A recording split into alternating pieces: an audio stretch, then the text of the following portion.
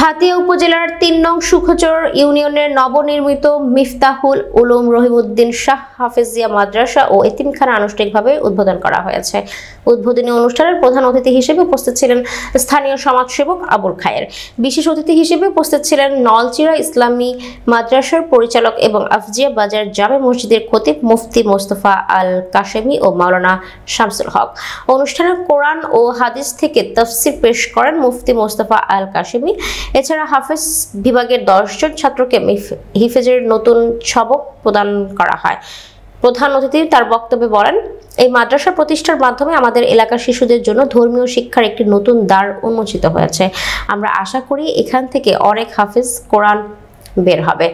মাদ্রাসা পরিচালনায় স্থানীয় জনগণের সক্রিয় সহযোগিতায় খুবই গুরুত্বপূর্ণ। সবাই মিলে এই প্রতিষ্ঠানকে সাফল্যের দিকে এগিয়ে নিতে হবে।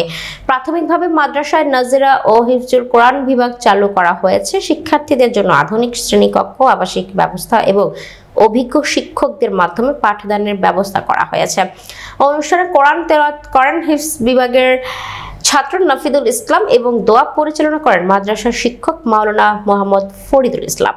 উদ্বোধনী আয়োজনে স্থানীয় গণমান্য ব্যক্তিবর্গ, অভিভাবক ও ধর্মপ্রাণ মুসল্লিরা উপস্থিত ছিলেন। এই মাদ্রাসার উদ্যোগে এলাকার ধর্মীয় শিক্ষা বিস্তারের একটি উল্লেখযোগ্য মাইল ফলক হিসেবে দেখা হচ্ছে। ভবিষ্যতে প্রতিষ্ঠানটি একটি পূর্ণাঙ্গ দ্বীনি শিক্ষা কেন্দ্রে পরিণত হবে বলে আশা করা হচ্ছে।